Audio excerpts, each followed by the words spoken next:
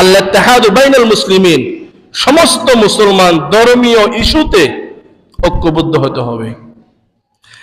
দল হিসাবে, দলের আদর্শ হিসাবে আমাদের মতপার্থক্য থাকতে পারে, কিন্তু বিশ্বের এই পরিস্থিতি থেকে, মুসলমানদের এই করুণ পরিস্থিতি থেকে উত্তরণের জন্য ধর্মীয় ইস্যুকে সামনে রেখে সব দলমতের মানুষকে ঐক্যবদ্ধ হতে হবে। না হলে সে আগে থেকে খাইতেছি মার, এখনো খাবো, ভবিষ্যতে মার খেতে হবে আমাদেরকে। আর এই ঐক্যবদ্ধ হওয়ার কথা আজ থেকে ১৫০০ বছর আগে আল্লাহ বলছেন, রাসূল বলছেন। কুরআনুল কারীম সূরাত আলে ইমরান ১০৩ নম্বর আয়াত আল্লাহ বলতেছেন, ওয়াতাসিমু বিহাবলিল্লাহি জামিআন ওয়া লা তাফাররাকু, ওয়াতাসিমু বিহাবলিল্লাহি জামিআন ওয়া লা তাফাররাকু। আল্লাহ রাব্বুল আলামিন সমস্ত মুসলিম জাতিদেরকে উদ্দেশ্য করে বলতেছেন, ই'তাসিমু বিহাবলিল্লাহ, আল্লাহর রশি তথা ধর্মকে, কোরআনকে তোমরা মজবুতভাবে আঁকড়ে ধরো। ওয়ালা তাফাররাকু, ধর্মীয় বিষয়ে তোমরা অতিরঞ্জিত করবা না, মতপার্থক্য করবা না, ধর্মীয় সঠিক বিষয় নিয়ে সবাই ঐক্যবদ্ধ থাকবা। সূরাতুশ শূরা 25 নম্বর পারা 13 নম্বর আয়াত আল্লাহ বলতেছেন, আকিমুদ্দিন ওয়ালা তাতাফাররাকু ফীহি, দিন প্রতিষ্ঠায়, ইসলামের শাসন ব্যবস্থা দুনিয়ার মধ্যে প্রতিষ্ঠিত করার জন্য সমস্ত মুসলিম ঐক্যবদ্ধ হও। আকামত দিন অর্থ দিন প্রতিষ্ঠা করা, মসজিদের মধ্যে নয়, রাষ্ট্রের মধ্যে, ধর্মের মধ্যে, সংসদ ভবনে রাষ্ট্র প্রতিষ্ঠা করা, সমস্ত মুসলমানদের ইসলামিক আদর্শ আকিমুদ্দিন, আকামত দিন কায়েম করা, দিন প্রতিষ্ঠা করা, খেলাফত প্রতিষ্ঠা করা, এক কথায় ইসলামী শাসন ব্যবস্থা দেশের মধ্যে বাস্তবায়ন করা কাদের দায়িত্ব? আর কথা বলেন আপনারা, কাদের দায়িত্ব? আমাদের হুজুরদের, মুরশিদদের দায়িত্ব। কাদের দায়িত্ব? যারা বিএনপি করেন তাদেরও দায়িত্ব, যারা জাতীয় পার্টি করেন তাদেরও দায়িত্ব, যারা জামাত করেন তাদেরও দায়িত্ব, যারা সরবরাহ করেন, সমস্ত, এক কথায় সমস্ত মুসলিম যাদের দায়িত্ব হলো সংসদে ইসলামের শাসন ব্যবস্থা বাস্তবায়ন করা। এই ক্ষেত্রে কোন দল যেন মত পার্থক্য না রাখে। এটা আমার কথা নয়, কুরআন কারীমের কথা। বলেন আপনারা, কুরআন কারীমের কথা। আন নাকিমুদ্দিন ওয়া লা তাতাফাররাকু ফীহি, বললে আমাকে বলবেন, কুরআন শরীফের আয়াত। ইকামত দিন অর্থ ইসলামের শাসন ব্যবস্থা বাস্তবায়ন করা।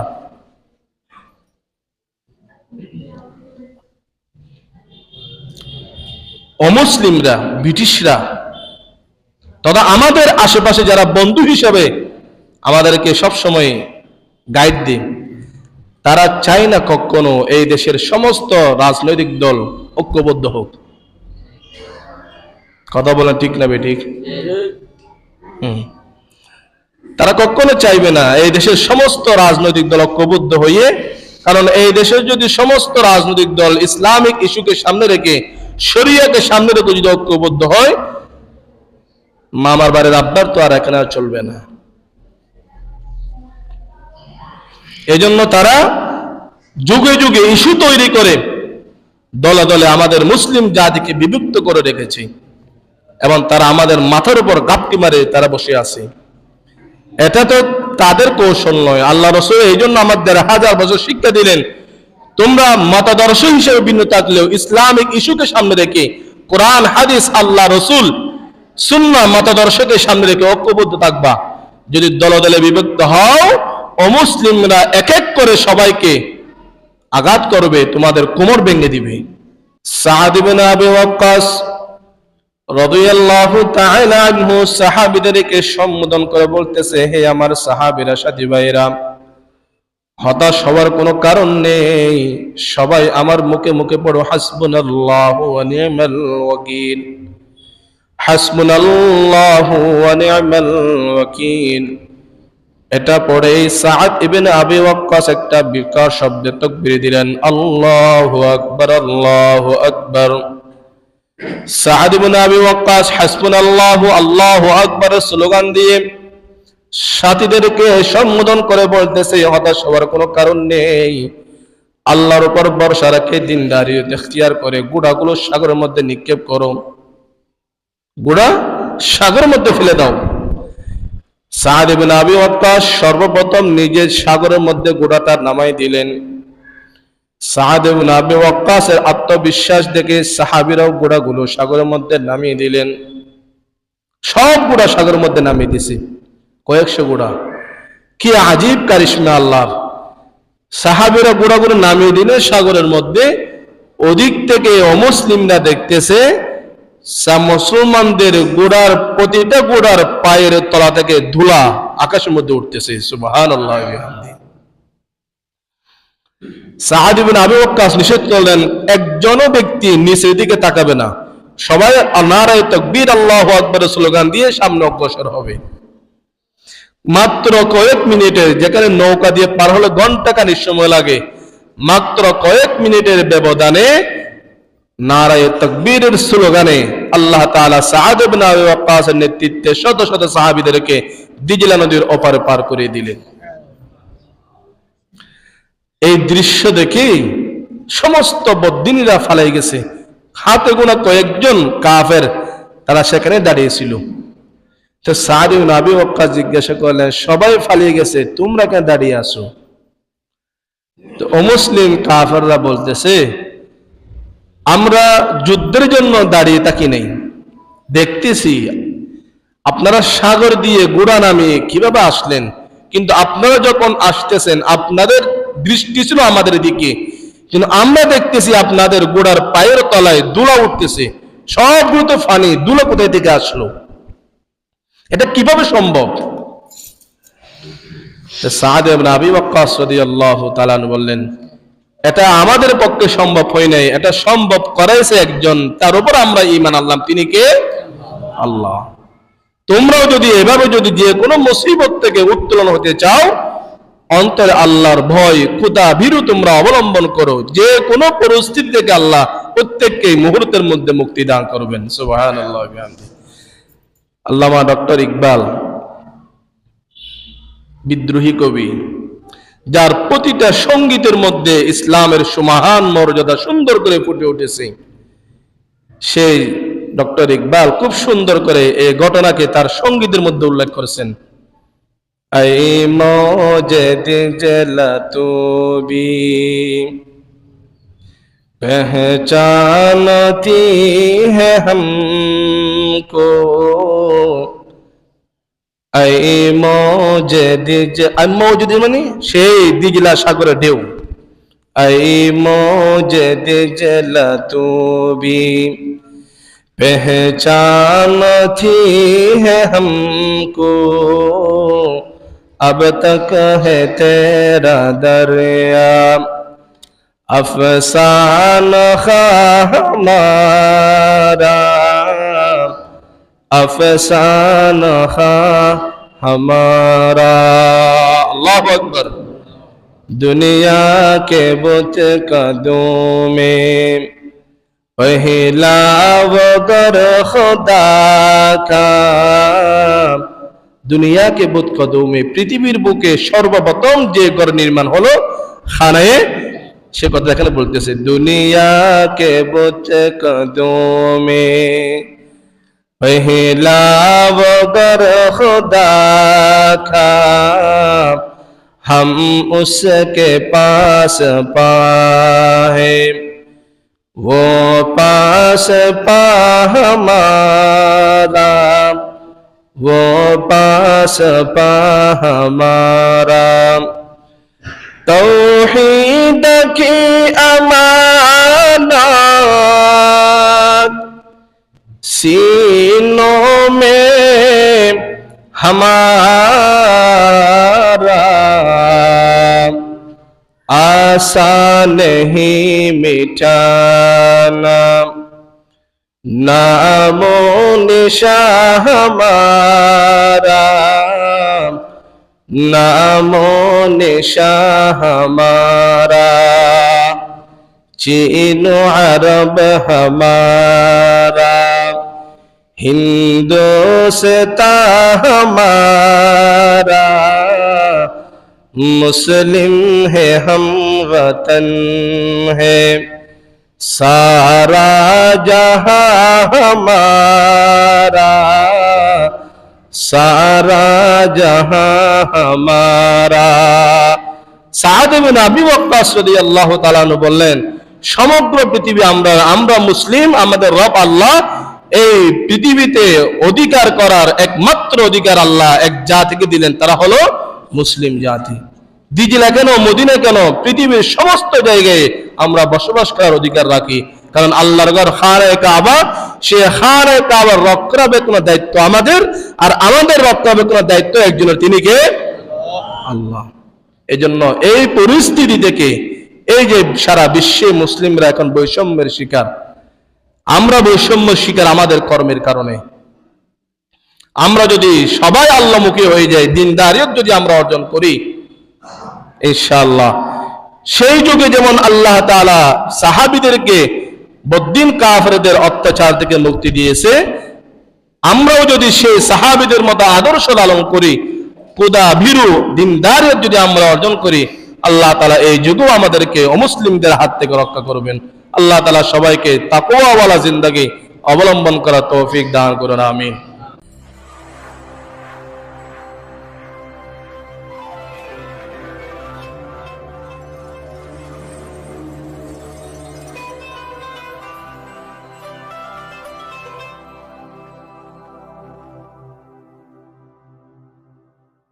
السلام عليكم ورحمة الله وبركاته.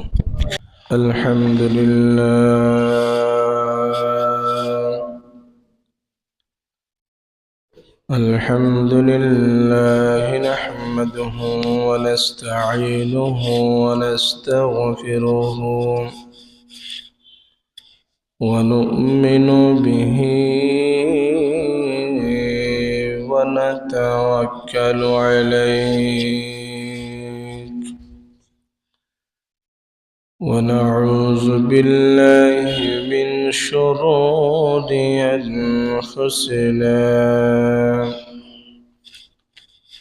ومن سيئات أعمالنا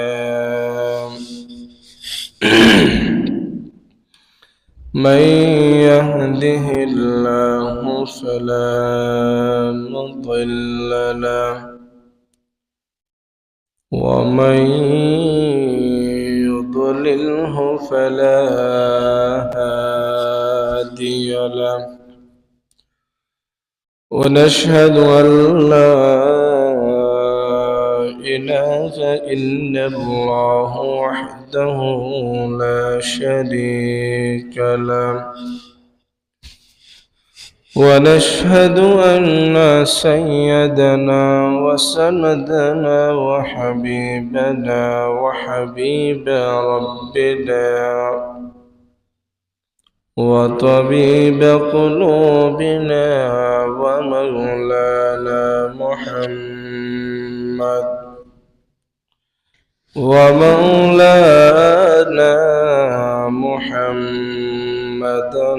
عبده ورسوله الذي أرسله الله تعالى بالحق بشيرا ونذيرا وداعيا إلى الله بإذنه وسراجا منيرا أما بعد فأعوذ بالله من الشيطان الرجيم بسم الله الرحمن الرحيم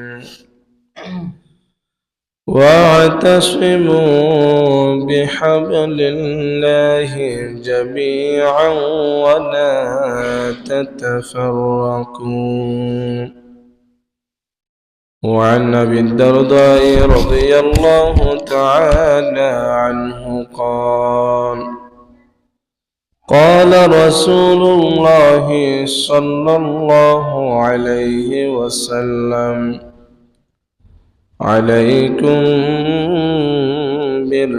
بالجماعة فإنما يأكل الذئب الغنم القاصية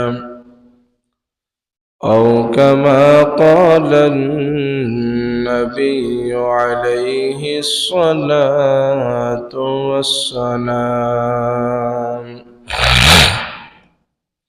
صدق الله مولانا العظيم وصدق رسوله النبي الكريم ونحن على ذلك لمن الشاهدين والشاكرين والذاكرين والحمد لله رب العالمين سبحانك لا علم لنا إلا ما علمتنا إنك أنت العليم الحكيم رب اشرح لي صدري ويسر لي أمري واحلل عقدة من لساني يفقه قولي सूफी ने मुजाहिद ने कलंदर ने पिया है सूफी ने मुजाहिद ने कलंदर ने पिया है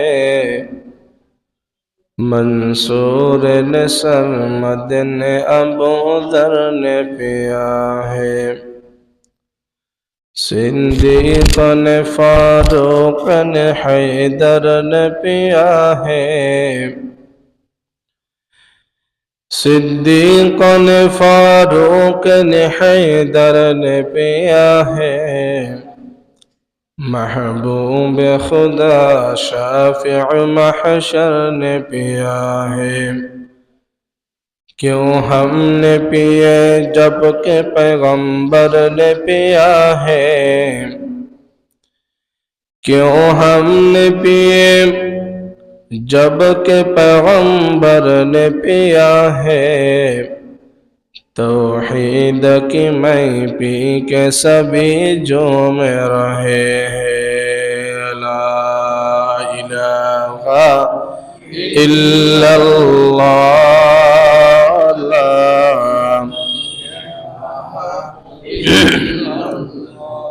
ला इलाहा इल्लल्लाह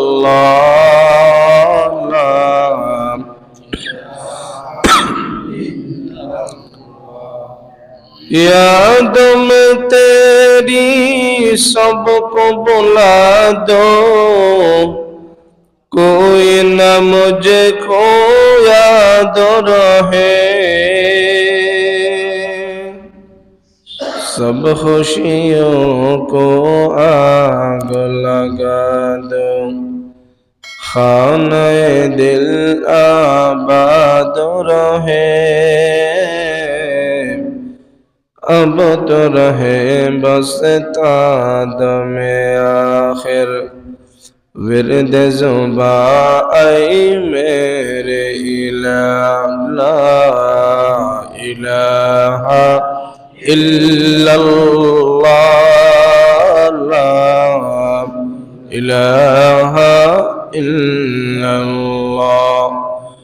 ला इलाहा इल्लल्लाह ला इलाहा इल्लल्लाह मुहम्मदुर रसूलुल्लाह सल्लल्लाहु अलैहि वसल्लम।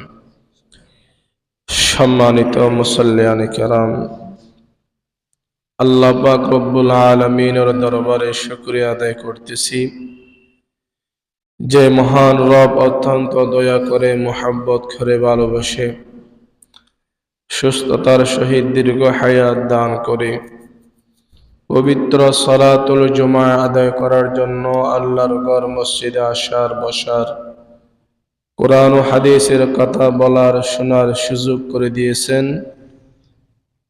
সে মহান মুনিবের দরবারে আমরা সকলেই কলিমাতুশ শুকর পাঠ করে পড়ি আলহামদুলিল্লাহ। আমি আপনাদের সামনে কুরআনুল কারীমের প্রসিদ্ধতম সূরা সূরাত আলে ইমরান এর 103 নম্বর আয়াতের কিছু অংশ আপনাদের সামনে তিলাওয়াত করেছি। রাসূল আকরাম সাল্লাল্লাহু আলাইহি ওয়াসাল্লামের একটি গুরুত্বপূর্ণ হাদিসও আপনাদের সামনে উপস্থাপন করেছি। আল্লাহ পাক রব্বুল আলামিন তৌফিক দান করলে আপনাদের দোয়া যদি থাকে ইনশাআল্লাহ তিলাওয়াতকৃত আয়াতের অংশ এবং হাদিসকে সামনে রেখে বর্তমান বিশ্বে মুসলিমদের করণীয় কি এই বিষয়ে সংক্ষিপ্ত আলোচনা করব। আল্লাহ পাক রব্বুল আলামিন সমগ্র জাতির উপকারী হয় এমন কিছু কথা আমাকে বলার, আপনাদের সবাইকে মনোযোগ সহকারে আমরণীয় শোনার তৌফিক দান করুন, আমিন।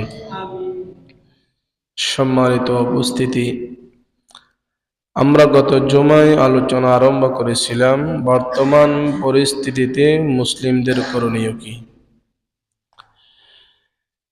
গত জুমায় দুইটা করণীয় সম্পর্কে আমরা জানলাম। আমরা যে বর্তমান বিশ্বে নানা রকম জুলুম এবং অত্যাচারের শিকার, বৈষম্যের শিকার, এটা থেকে মুক্তির করণীয় 1 নম্বর হলো সর্ব অবস্থায় আল্লাহর উপর পূর্ণ আস্থা ও বিশ্বাস করা। আল্লাহ পাক রব্বুল আলামিন চাইলে যে কোনো মুহূর্তে পরিস্থিতি পরিবর্তন ঘটাইতে পারে, এই আশা এই বিশ্বাস প্রত্যেকের অন্তরে লালন করা। দ্বিতীয় নম্বর আমাদের আমল করণীয় সম্পর্কে বলেছিলাম আল ইস্তিকামাতু আলা আকাইদিনা। প্রতিটা মুসলমানদের দায়িত্ব এবং করণীয় হলো নিজ আদর্শ, আমাদের ধর্মীয় আদর্শের উপর অটল এবং অবিচল থাকা। ধর্মীয় কোনো বিষয়ে অমুসলিমদের সাথে স্যাক্রিফাইস না করা,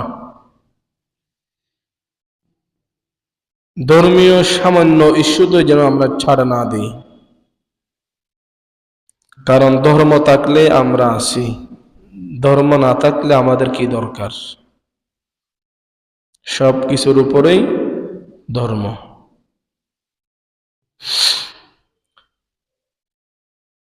এই জুলুম এবং অন্যায়ের পরিস্থিতি থেকে ওঠার জন্য আমাদের আরেকটা করণীয় হলো দিনদারিয়ত তথা তাকওয়া অর্জন করা।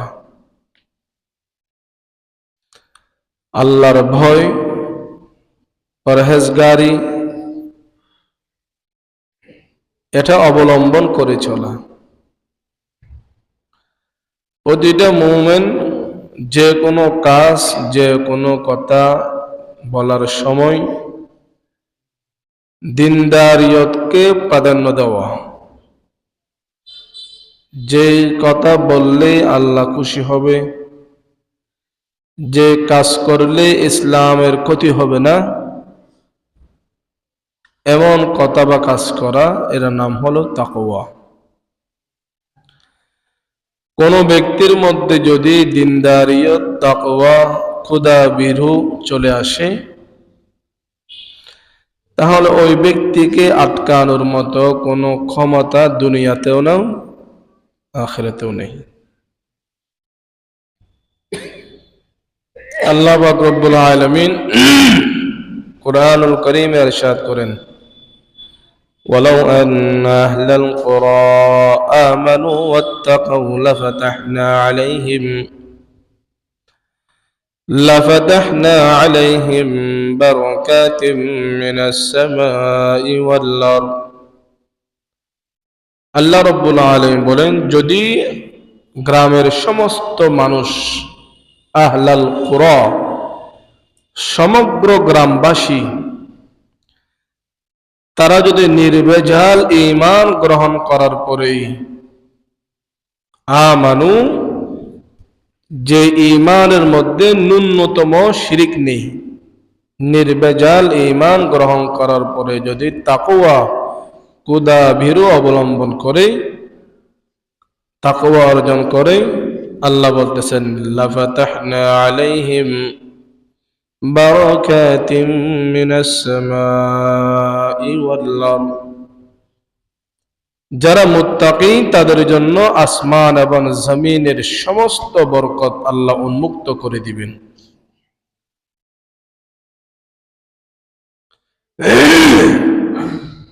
সমস্ত দুশ্চিন্তা আল্লাহ দূর করে দিবেন। কোরআনের অন্য জায়গায় আল্লাহ তাআলা একই কথা বলেন। সূরাতুত তালাক এর 4 নম্বর আয়াতে আল্লাহ বলেন, ওয়ামান ইয়াত্তাকিল্লাহা ইয়াজআল লাহু মাখরাজা। বর্তমান বিশ্বে মুসলিমদের যে অনুকূলনীয় পরিস্থিতি থেকে উত্তোলনের 3 নম্বর আমল হলো তাকওয়া।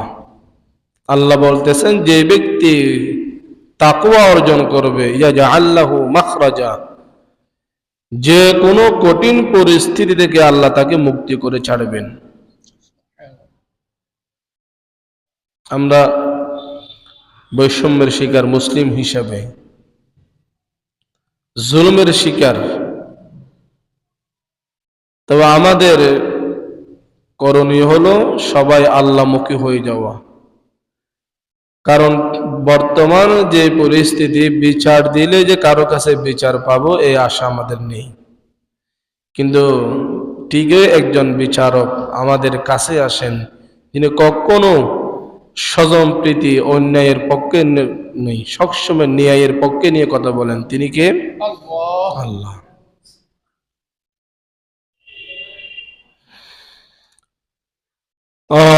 দিনদারিও যদি আমরা অর্জন করি, যে কোনো পরিস্থিতি হোক, এটা থেকে বাহির হওয়ার পথ আল্লাহ বাহির করে দিবেন।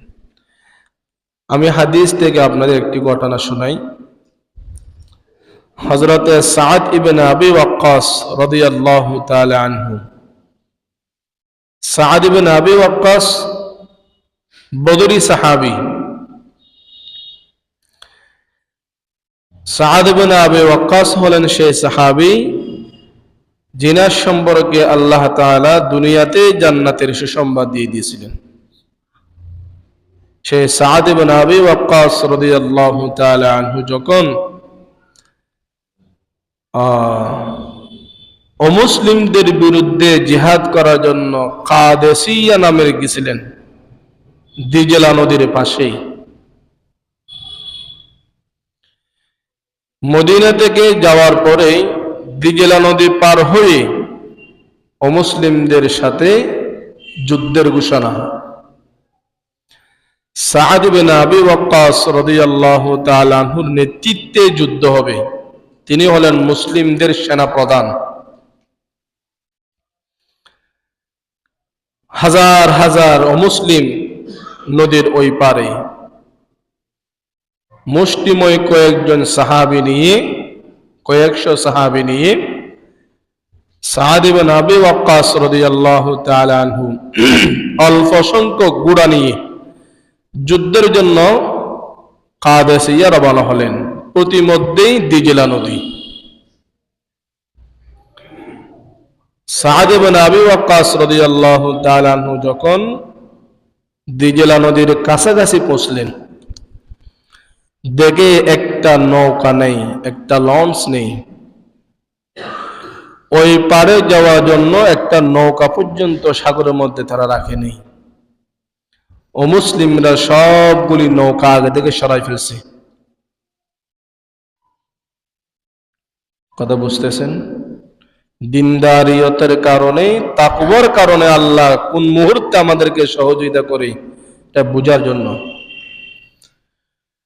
সাআদ ইবনে আবি ওয়াক্কাস যখন দিজলা নদীর পাশে গেলেন, একটা নৌকাও যখন দেখলেন না, তিনি হতাশ হন নাই, এক মুহূর্তের জন্য তিনি দুশ্চিন্তায় ভোগেন নাই।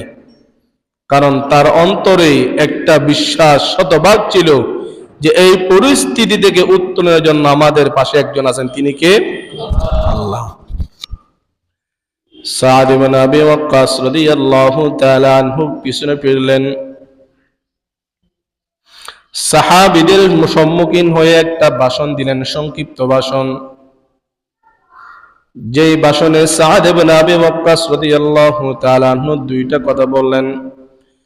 এক নম্বর, যে কোনো বিপদ থেকে আল্লাহ তাআলা মুক্তি দেয়। ইব্রাহিম খলিলুল্লাহ আলাইহিস সালাতু ওয়াস সালামকে অগ্নি যখন ফেলে দিলেন, একটা দোয়া পাঠ করলেন। ইব্রাহিম আলাইহিস সালাতু ওয়াস সালামকে যখন অগ্নিকুণ্ডে ফেলাইতেছে, কি দোয়া করলেন? এখানে আমি একবার বলেছিলাম, হাসবুনাল্লাহ হাসবুনাল্লাহু ওয়া নি'মাল ওয়াকিল। বদরের প্রান্তে উহুদের যুদ্ধে যখন রাসূল আকরাম সাল্লাল্লাহু আলাইহি ওয়াসাল্লামের কাছে সংবাদ আসলো, ইন্নান নাসা ক্বাদ জামাউ লাকুম ফাখশাউহুম, ইয়া রাসূলুল্লাহ, আপনারা তো ক্ষতিগ্রস্ত হলেন, আঘাতপ্রাপ্ত হলেন, কিন্তু অমুসলিমরা এখনো ক্ষান্ত হন নেই, তারা যুদ্ধের জন্য বিশাল বহর নিয়ে আবারও আপনার কাছে আসতেছে। এমত অবস্থায় রাসূল আকরাম সাল্লাল্লাহু আলাইহি ওয়াসাল্লাম সাহাবীদেরকে বললেন, হাসবুনাল্লাহু ওয়া নি'মাল ওয়াকিল। ইবনে আব্বাস রাদিয়াল্লাহু তাআলা আনহুমা এই হাদিস বর্ণনা করেন, ইব্রাহিমকে যখন অগ্নিকুণ্ডে নিক্ষেপ করা হলো, তখন ইব্রাহিম বলছিলেন, হাসবুনাল্লাহু ওয়া নি'মাল ওয়াকিল। উহুদের প্রান্তে অমুসলিমরা যখন নবীকে আক্রমণ করার জন্য আসতেছে, তখনও আল্লাহ রাসূল কি বললেন? হাসবুনাল্লাহু ওয়া নি'মাল ওয়াকিল। সাআদ ইবনে আবি ওয়াক্কাস রাদিয়াল্লাহু তাআলা আনহু সাহাবীদেরকে সম্বোধন করে বলতেছে, হে আমার সাহাবীরা, সাথী ভাইরা, হতাশ হওয়ার কোনো কারণ নেই। সবাই আমার মুখে মুখে পড়ো, হাসবুনাল্লাহু ওয়া নি'মাল ওয়াকিল, হাসবুনাল্লাহু ওয়া নি'মাল ওয়াকিল। এটা পড়ে সাআদ ইবনে আবি ওয়াক্কাস একটা বিকট শব্দে তাকবীর দিলেন, আল্লাহু আকবার, আল্লাহু আকবার। সাআদ ইবনে আবি ওয়াক্কাস হাসবুনাল্লাহু আল্লাহু আকবার স্লোগান দিয়ে সাথীদেরকে সম্বোধন করে বলতেছে, হতাশ হওয়ার কোনো কারণ নেই। আল্লাহর উপর ভরসা রেখে দিনদারিয়ত ইখতিয়ার করে গুড়াগুলো সাগরের মধ্যে নিক্ষেপ করো, গুড়া সাগরের মধ্যে ফেলে দাও। সাআদ ইবনে আবি ওয়াক্কাস সর্বপ্রথম নিজে সাগরের মধ্যে গুড়াটা নামাই দিলেন। সাআদ ইবনে আবি ওয়াক্কাসের আত্মবিশ্বাস দেখে সাহাবীরাও গুড়াগুলো সাগরের মধ্যে নামিয়ে দিলেন। সব গুড়া সাগরের মধ্যে নামিয়ে দিছে, কয়েকশো গুড়া। কি আজীব কারিশমা আল্লাহর! সাহাবীরা গুড়াগুলো নামিয়ে দিলে সাগরের মধ্যে, ওদিক থেকে অমুসলিমরা দেখতেছে মুসলমানদের গোড়ার, প্রতিটা গোড়ার পায়ের তলা থেকে ধুলা আকাশের মধ্যে উঠতেছে। সুবহানাল্লাহ ওয়া বিহামদিহি। সাআদ ইবনে আবি ওয়াক্কাস নিষেধ করলেন, একজনও ব্যক্তি নিচের দিকে তাকাবে না, সবাই নারায়ে তাকবীর আল্লাহু আকবার স্লোগান দিয়ে সামনে অগ্রসর হবে। মাত্র কয়েক মিনিটের, যেখানে নৌকা দিয়ে পার হলে ঘন্টাখানিক সময় লাগে, মাত্র কয়েক মিনিটের ব্যবধানে নারায়ে তাকবীরের স্লোগানে আল্লাহ তাআলা সাআদ ইবনে আবি ওয়াক্কাসের নেতৃত্বে শত শত সাহাবীদেরকে দিজলা নদীর ওপারে পার করে দিলেন। এই দৃশ্য দেখে সমস্ত বদ্দিনীরা ফালাই গেছে। হাতে গোনা কয়েকজন কাফের তারা সেখানে দাঁড়িয়েছিল। তো সাআদ ইবনে আবি ওয়াক্কাস জিজ্ঞাসা করলেন, সবাই ফালিয়ে গেছে, তোমরা কেন দাঁড়িয়ে আছো? তো অমুসলিম কাফেররা বলতেছে, আমরা যুদ্ধের জন্য দাঁড়িয়ে থাকি নাই, দেখতেছি আপনারা সাগর দিয়ে গুড়া নামিয়ে কিভাবে আসলেন, কিন্তু আপনারা যখন আসতেছেন আপনাদের দৃষ্টি ছিল আমাদের দিকে, কিন্তু আমরা দেখতেছি আপনাদের গোড়ার পায়ের তলায় ধুলা উঠতেছে, সবগুলো তো ফানি, ধুলো কোথায় থেকে আসলো? এটা কিভাবে সম্ভব? সাদ ইবনে আবি ওয়াক্কাস রাদিয়াল্লাহু তাআলা বললেন, এটা আমাদের পক্ষে সম্ভব হয় নাই, এটা সম্ভব করাইছে একজন, তার উপর আমরা ঈমান আনলাম, তিনি কে? আল্লাহ। তোমরাও যদি এভাবে যদি যে কোনো মুসিবত থেকে উত্তোলন হতে চাও, অন্তরে আল্লাহর ভয়, খোদা ভীরু তোমরা অবলম্বন করো, যে কোনো পরিস্থিতি থেকে আল্লাহ প্রত্যেককে মুহূর্তের মধ্যে মুক্তি দান করবেন। সুবহানাল্লাহ। আল্লামা ডক্টর ইকবাল, বিদ্রোহী কবি, যার প্রতিটা সঙ্গীতের মধ্যে ইসলামের সুমহান মর্যাদা সুন্দর করে ফুটে উঠেছে, সেই ডক্টর ইকবাল খুব সুন্দর করে এই ঘটনাকে তার সঙ্গীতের মধ্যে উল্লেখ করেছেন। ऐ मौजद जलतूबी पहचानती है हमको, ऐ मौजद मौजद মানে সেই দিজলা সাগরের ঢেউ। ऐ मौजद जलतूबी पहचानती है हमको, अब तक है तेरा दरिया अफसाना हमारा, अफसाना हमारा। अल्लाहु अकबर। दुनिया के बुत कदों में पहला वो घर खुदा का, দুনিয়া কে বুত কদমে, পৃথিবীর বুকে সর্বপ্রথম যে ঘর নির্মাণ হলো খানায়ে, সে কথা এখানে বলতেছে, দুনিয়া কে বুত কদমে পহলা वो घर खुदा का, हम उसके पास पाए वो पास पा हमारा, वो पास पा हमारा। तौहीद की अमानत सीनों में हमारा, आसान नहीं मिटाना नामो निशान हमारा, नामो निशान हमारा। चीनो अरब हमारा, हिंदुस्तान हमारा, मुस्लिम है हम वतन है, सारा जहां हमारा, सारा जहां हमारा। সাদ ইবনে আবি ওয়াক্কাস রাদিয়াল্লাহু তাআলা আনহু বললেন, সমগ্র পৃথিবী আমরা মুসলিম, আমাদের রব আল্লাহ। এই পৃথিবীতে অধিকার করার একমাত্র অধিকার আল্লাহ এক জাতিকে দিলেন, তারা হলো মুসলিম জাতি।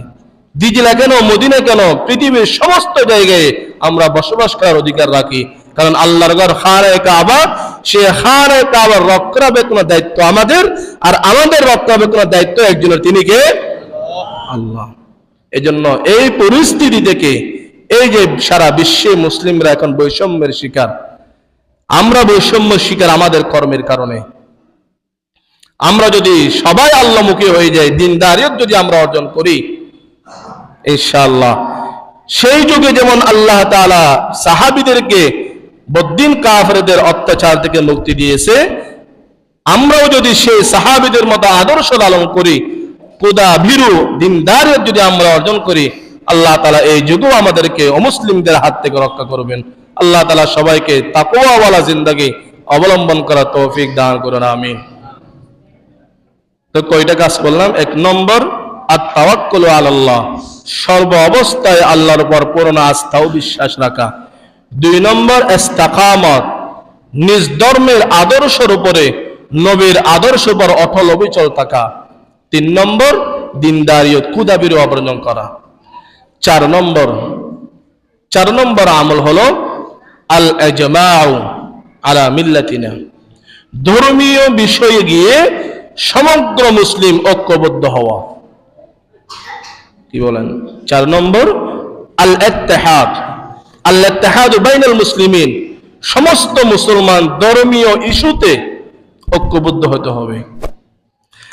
দল হিসাবে, দলের আদর্শ হিসাবে আমাদের মতপার্থক্য থাকতে পারে, কিন্তু বিশ্বের এই পরিস্থিতি থেকে, মুসলমানদের এই করুণ পরিস্থিতি থেকে উত্তরণের জন্য ধর্মীয় ইস্যুকে সামনে রেখে সব দলমতের মানুষকে ঐক্যবদ্ধ হতে হবে।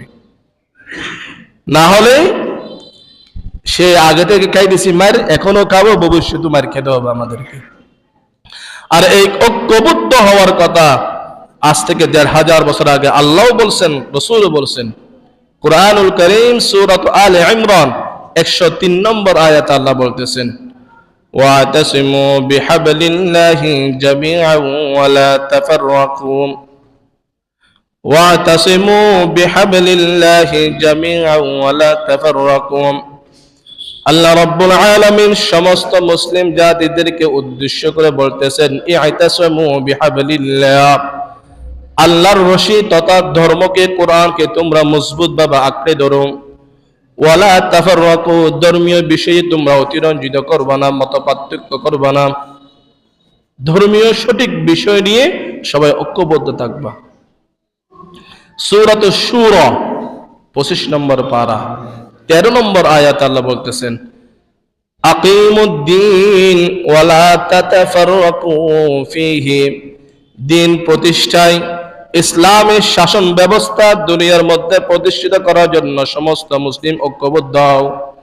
আকামত দিন অর্থ দিন প্রতিষ্ঠা করা, মসজিদের মধ্যে নয়, রাষ্ট্রের মধ্যে, ধর্মের মধ্যে, সংসদ ভবনে রাষ্ট্র প্রতিষ্ঠা করা, সমস্ত মুসলমানদের ইসলামিক আদর্শ আকিমুদ্দিন, আকামত দিন কায়েম করা, দিন প্রতিষ্ঠা করা, খেলাফত প্রতিষ্ঠা করা, এক কথায় ইসলামী শাসন ব্যবস্থা দেশের মধ্যে বাস্তবায়ন করা কাদের দায়িত্ব?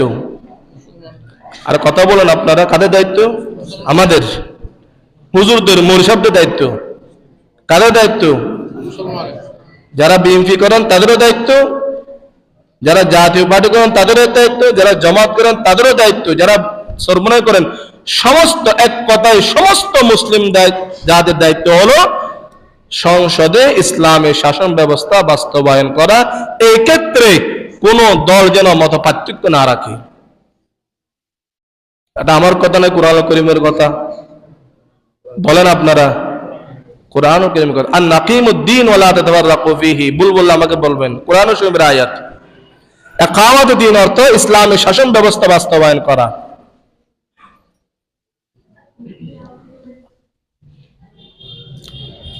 অমুসলিমরা, ব্রিটিশরা তথা আমাদের আশেপাশে যারা বন্ধু হিসাবে আমাদেরকে সবসময় গাইড দেয়, তারা চায় না কখনো এই দেশের সমস্ত রাজনৈতিক দল ঐক্যবদ্ধ হোক। কথা বলেন ঠিক না বেঠিক? তারা কখনো চাইবে না এই দেশের সমস্ত রাজনৈতিক দল ঐক্যবদ্ধ হয়ে, কারণ এই দেশের যদি সমস্ত রাজনৈতিক দল ইসলামিক ইস্যুকে সামনে রেখে, শরিয়াকে সামনে রেখে যদি ঐক্যবদ্ধ হয়, মামার বাড়ির আব্বার তো আর এখানে চলবে না। এজন্য তারা যুগে যুগে ইস্যু তৈরি করে দলে দলে আমাদের মুসলিম জাতিকে বিভক্ত করে রেখেছে, এবং তারা আমাদের মাথার উপর গাপটি মারে তারা বসে আছে। এটা তো তাদের কৌশল নয়। আল্লাহ রাসূল এই জন্য আমাদের 1000 বছর শিক্ষা দিলেন, তোমরা মতাদর্শ হিসেবে ভিন্ন থাকলেও ইসলামিক ইস্যুকে সামনে রেখে, কোরআন হাদিস, আল্লাহ রাসূল, সুন্নাহ মতাদর্শকে সামনে রেখে ঐক্যবদ্ধ থাকবা। যদি দলে দলে বিভক্ত হও, অমুসলিমরা এক এক করে সবাইকে আঘাত করবে, তোমাদের কোমর ভেঙে দিবে। আবু দাউদ, হযরত আবু দারদা রাদিয়াল্লাহু তাআলা আনহু, সিহাসিক তার প্রসিদ্ধতম কিতাব আবু দাউদ, এই কিতাবের মধ্যে আবু দারদা রাদিয়াল্লাহু তাআলা আনহু একটি হাদিস, গুরুত্বপূর্ণ হাদিস, ক্বালা রাসূলুল্লাহ সাল্লাল্লাহু আলাইহি ওয়াসাল্লাম, আলাইকুম বিল জামাআহ فإنما يأكل الذئب الغنم القاسية। আল্লাহর হাবিব সাল্লাল্লাহু আলাইহি ওয়াসাল্লাম বলেন, হে দুনিয়ার সমস্ত মুসলমান, তোমরা কোরআনকে সামনে রেখে ঐক্যবদ্ধ হও। ইসলামের শাসন ব্যবস্থার জন্য সবাই ঐক্যবদ্ধ হয়ে যাও। কারণ যদি তোমরা দলে দলে বিভক্ত হও তাহলে তোমাদের কেমন ক্ষতি। আল্লাহর হাবিব বলেন, ফাইন্নামা ইয়াকুলু যিবু আল গানামাল কাসিয়া। একটা বিশাল ছাগলের দল, কোন বাঘ কখনো ছাগল দলের উপর আক্রমণ করতে সাহস করবে না। এক জায়গায় যদি 100টি ছাগল থাকে, একটা বাঘ সেখানে আক্রমণ করতে সাহস করবে না, ভয় করবে। কিন্তু যদি কোনো ছাগল দল থেকে বাহির হয়ে একাকী ছাগল ঘাস খায়, ইয়াকুলু যিবু আল গানামাল কাসিয়া, 100টা ছাগলের মধ্যে যদি একটা ছাগল দল থেকে বাহির হয়ে পৃথক হয়ে যায়, পৃথক হইতে দেরি, মুহূর্তের মধ্যে বাঘ আক্রমণ করতে দেরি করবে না। ঠিক তেমনি ভাবে আল্লাহর হাবিব বলেন, হে 100 জন সাহাবী, তোমরা সবাই ঐক্যবদ্ধ হও, এক প্ল্যাটফর্মে চলে আসো। কারণ যদি তোমরা দলে দলে বিভক্ত হও, মদিনার ইহুদি, নসরা, খ্রিস্টানরা মুহূর্তের মধ্যে তোমাদের উপর আক্রমণ করে তোমাদের নাম নিশানা দুনিয়া থেকে নিস্তেনাবুদ করে দিবে। 1500 বছর আগে আল্লাহ রাসূল শিক্ষা দিয়ে গেলেন। কত দল, এই দলকে দেখতে পারেন না। ধর্মের বিষয় চাইতে দল বড় হয়ে গেছে এখন। আমার দল এটা বলছে, বাস এটাই সঠিক। এটা যদি কোরআনের সাথে সাংঘর্ষিক হোক তাও আমার কোনো আপত্তি নেই। তোমাদের মুসলমান আল্লাহর দরকার নেই।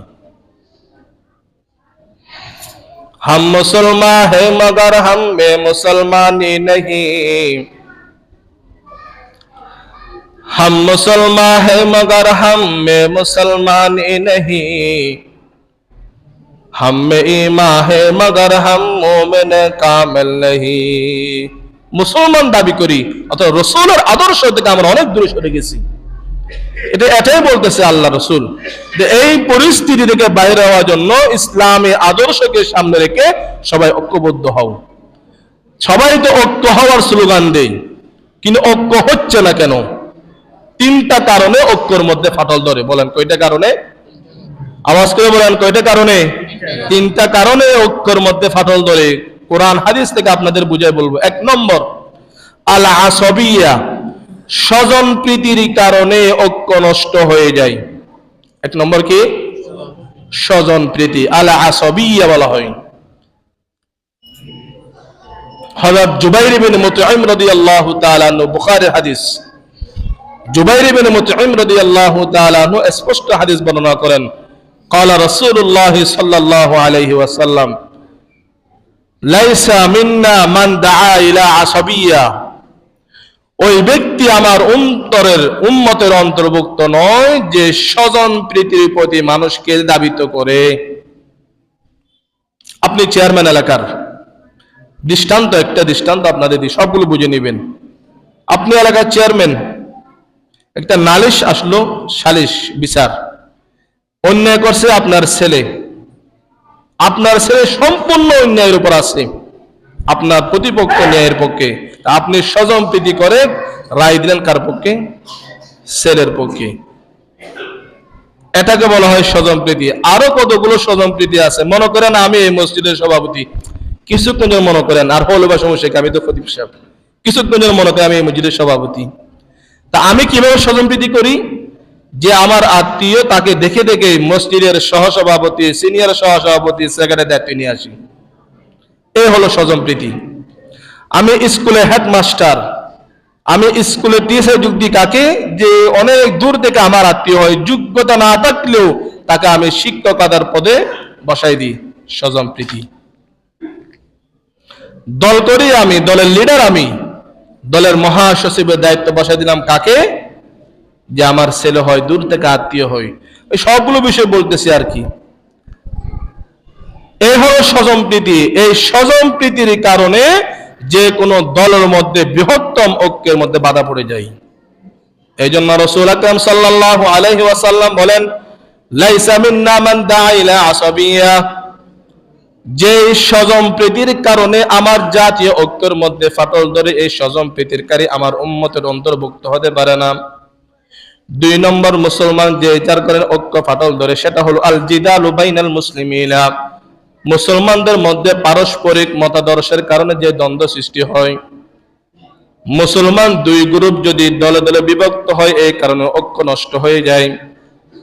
আল্লাহর হাবিব সাল্লাল্লাহু আলাইহি ওয়াসাল্লাম বলেন, সিবাবুল মুসলিমি ফুসুকুন ওয়া কিতালুহু কুফরুন। সিবাবুল মুসলিমি ফুসুকুন। এই ছেলেরা আওয়াজ কম করো, এই পিছনে ছেলেদের বলছি তুমি আওয়াজ কম করো।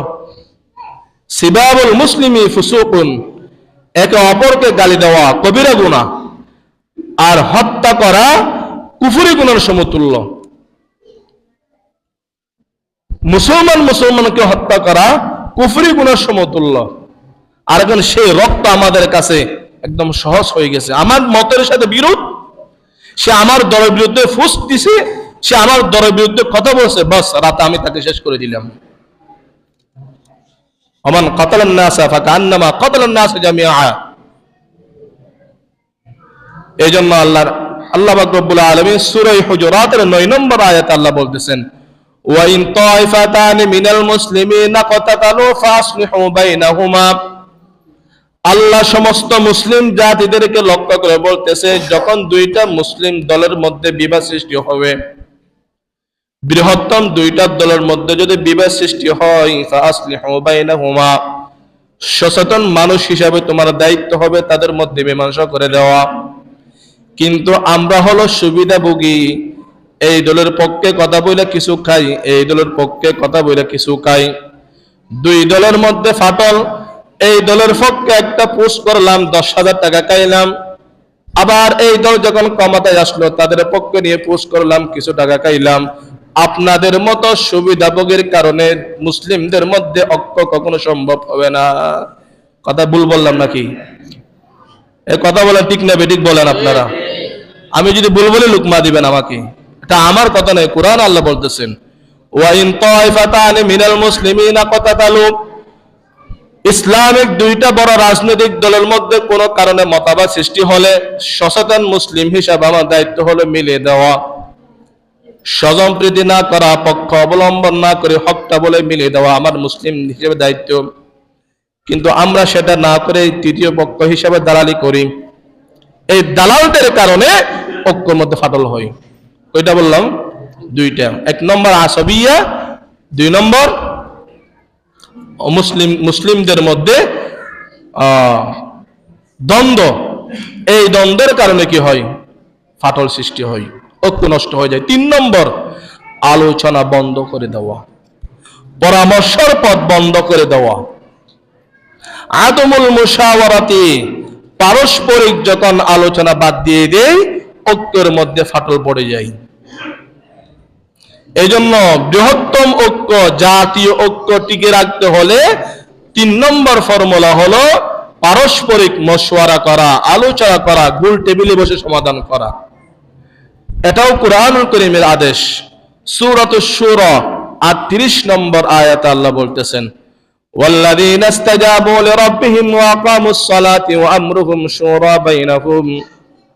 আল্লাহ রাব্বুল আলামিন কুরআনুল কারীমে স্পষ্ট বলেন, ওয়াল্লাযীনা ইসতাজাবু লিরাব্বিহিম, যারা আল্লাহর দাওয়াত লা ইলাহা ইল্লাল্লাহ ডাকে সাড়া দিয়েছে, তথা ইসলামিক মুসলমান যারা তাদেরকে সম্বোধন করে, আল্লাহ বলতেছেন ও মুসলিমদের কথা নয়, ওয়াল্লাযীনা ইসতাজাবু লিরাব্বিহিম, যারা মুহাম্মাদের দাওয়াতকে সাড়া দিয়ে লা ইলাহা ইল্লাল্লাহ পাঠ করছো, ওয়া আকামুস সালাতা, যারা নিয়মিত নামাজ আদায় করো, তোমাদের মধ্যে ঐক্য ধরে রাখার জন্য একটা কাজ করো, আমরুহুম শুরা বাইনাহুম, তোমরা সমাজে যে কোনো কাজ করার সময় তোমার মতের বিরুদ্ধে হলেও তাকে ডাকবা, আলোচনা করবা, পরামর্শ নিবে।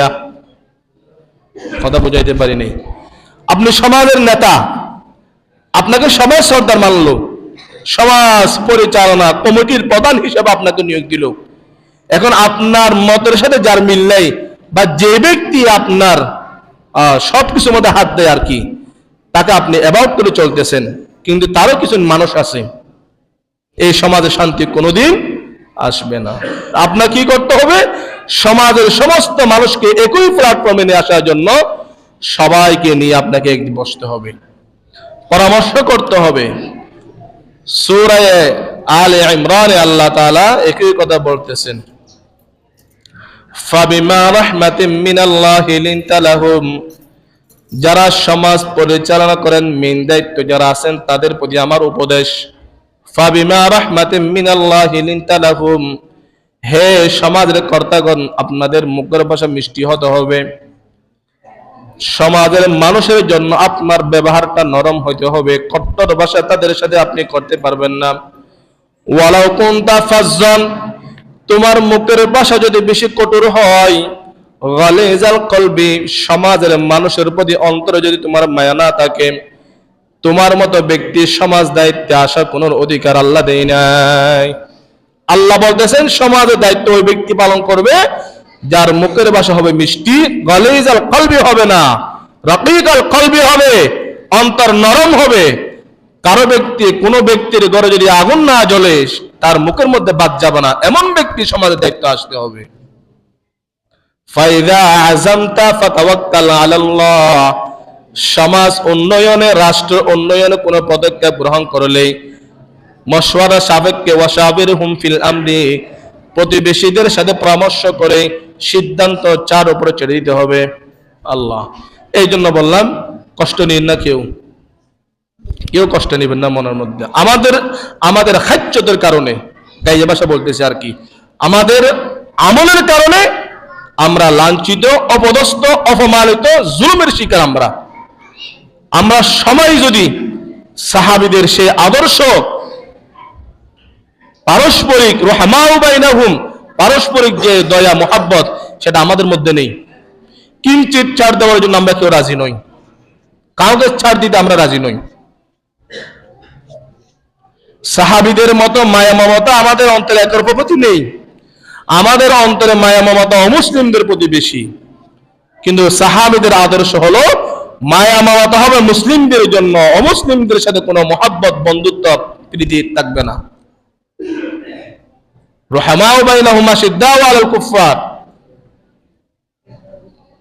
অনেক কথা, অনেক ব্যথা, বলতে গিয়ে সময় নেই, শুধু এতটুকু বলি, এই পরিস্থিতি থেকে আমাদের উত্তরণের জন্য চারটা ফর্মুলা আপনাদেরকে দিলাম। 1 নম্বর, আত-তাওয়াক্কুল আলাল্লাহ, পরিস্থিতি যে কোনো সময় পরিবর্তন করেনওয়ালা একজন আছেন, তিনি কে?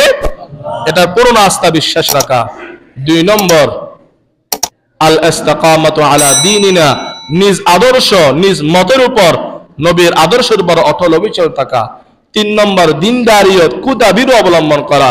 4 নম্বর, ধর্মীয় ইস্যুকে সামনে রেখে জাতীয় ঐক্য গড়ে তোলা। এই ছাড়া মজলুমিয়ত থেকে, অন্যায় থেকে রক্ষা পাবার আর কোনো সুযোগ নেই। আপনারা যদি অমুসলিমদের এই নেতৃত্ব থেকে যদি বাহির হতে চান, বৈষম্য থেকে যদি আপনারা মুক্তি পেতে চান, সবাইকে কোরআন এবং হাদিসের শাসিত আমল, ইসলামের শাসন ব্যবস্থার চাইতে সবাইকে আসতে হবে। আল্লাহ পাক রব্বুল আলামিন আমাকেও সহ যারা কথাগুলো শুনছেন প্রত্যেককে আমল করার তৌফিক দান করুন, আমিন। ওয়া আখিরু দাওয়ানা আলহামদুলিল্লাহি রাব্বিল আলামিন।